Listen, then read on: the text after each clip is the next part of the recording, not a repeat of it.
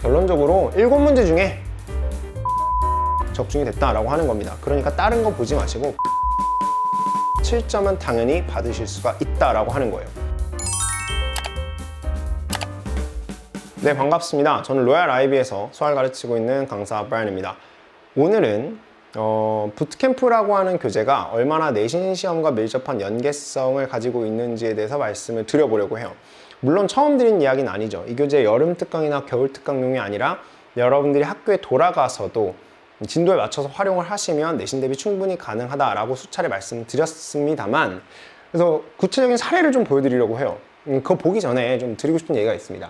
아이비 내신 시험이라고 하는 건 기본적으로 어떤 문제는 출제가 될 수 있다, 이렇게 이해를 하시는 게 맞아요. 또 그렇다 보니까 어떤 학생이 이런 질문도 해요. 저희 학교는 뭐 AMC나 올림피아드에서 문제가 나온 적도 있다던데 그런 것도 풀어봐야 되지 않나요? 이렇게 질문을 하더라고요.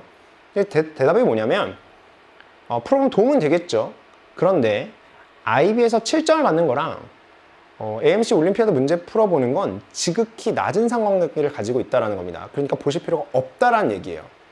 지금부터 뭘 보여드릴 거냐면 부트캠프라고 하는 교재에 수록된 어떤 단원의 문제들이 해당 단원에 대한 내신 시험을 치르게 될 때 얼마나 많이 적중을 시키고 있는지를 보여드리려고 합니다. 물론 과거에 적중은 있었고 이번에 적중을 했고 앞으로 적중은 또 있을 거예요. 근데 그게 중요한 것이 아니고 이 부트캠프라고 하는 교재 자체가 오로지 그 IB 하이어 레벨을 위해서 AA 하이어 레벨을 위해서 만들어진 교재이기 때문에 여러분들이 내신 공부를 할 때 혹은 심지어 파이널 공부를 할 때도 여러분들의 가장 강력한 파트너가 되어줄 수 있다라는 말씀을 좀 드리고 싶은 겁니다. 자, 우선 바로 1번부터 한번 볼 텐데, 왼쪽에 나와 있는 게 이게 DP2 그 11월 달에 있었는데 한 열흘 됐어요.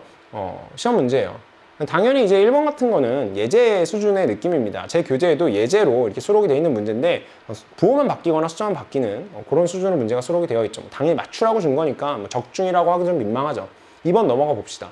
컴플렉스 넘버인데 이 친구도 결국에는 예제 수준이죠. 2번, 3번에 걸려있는 문제들이라는 걸 알 수가 있어요. 이것도 적중이라고 하면 좀 민망하니까 넘어갑시다. 아무튼 똑같은 거 있다는 거예요. 다음 3번. 이거는 컴플렉스 넘버의 폴리루트 섹션이죠. 위에 문제 보면 수업 시간 아니니까 그냥 대략적으로 얘기할게요. 풀면 답 3개 나오죠. B번에 그 답을 평면에 찍으면 점 3개가 찍히는데 사각형 면적 구해오라는 게 이제 B번이시고, 제 교재 15번 문제를 보시게 되면 폴리루트 루트 4개 나올 거예요. 답 4개 찾고, 그 다음에 그걸 평면 위에 찍으면 점 4개가 나오게 될 텐데 사각형 면적 구해오라는 숫자만 다르고 똑같은 문제가 이렇게 3번에 수록이 되어 있다, 3번이랑 매칭 되어 있다 라고 하는 겁니다. 참고로 4번하고 5번은 없어요. 왜 없냐면 그것도 뭐 어거지로 끌고 와가지고 뭐 이렇게 보고 저렇게 보면 사실상 내 교재에 있는 문제다 라고 얘기할 수도 있을 텐데 좀 구차하지 않겠습니까? 그러니까 저희는 그냥 부호나 숫자나 워딩 정도 다른 것만 적중이라고 얘기를 드리면서 6번으로 넘어가 볼게요. 자, 근데 5번까지가 섹션 A 문제였고 6번하고 7번 문제가 섹션 B 문제예요. 전체 배점에 6번, 7번이 차지하는 비중이 50%입니다. 50%. 6번 보시면 A부터 D까지 보실 텐데 지금 오른쪽에 나와 있는 거랑 똑같습니다. 똑같아요. 제 교재에 나와 있는 거랑 부호만 다르죠. 심지어 여기 있는 C번은 제가 14단원 여기 시작할 때 북클렛에 나와 있는 A이긴 한데 반드시 손으로 할 줄 알아야 돼 라고 하면서 밑에 해설까지 달아주는 몇 안 되는 예제 중에 하나예요.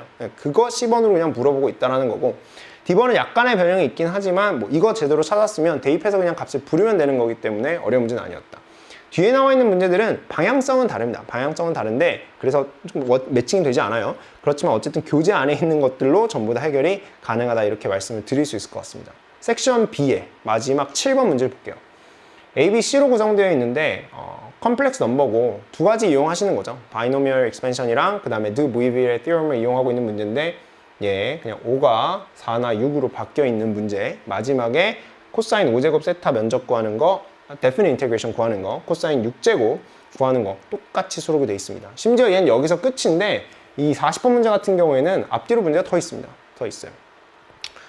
결론적으로 7문제 중에 5문제가 적중이 됐다라고 하는 겁니다. 그러니까 다른 거 보지 마시고 부트캠프만 열심히 푸셔도 7점은 당연히 받으실 수가 있다라고 하는 거예요. 다 떠나서 이제 결론적으로 시험 문제를 사실 예측을 하고 그 예측이 적중했다라고 하는 건 전혀 여러분들과는 상관이 없는 얘기입니다. 중요하지 않은 얘기예요. 제가 말씀드리고 싶은 거, 이런 걸 보여드리는 가장 큰 이유가 뭐냐면 제가 하고 있는 강의를 구성할 때, 그리고 제가 여러분들이 볼 교재를 제작을 할 때 결국엔 여러분들이 무엇을 가장 아쉬워하고 무엇을 가장 필요로 하는지를 고민을 하면서 교재를 만들었기 때문에 저를 믿고 교재를 활용하시고 제 강의를 활용하시게 되면 당연히 성적은 상승할 수밖에 없고 7점을 받을 수밖에 없다라는 겁니다. 그러니까 여러분들이 하실 일은 딱 하나예요. 여기 적혀 있죠.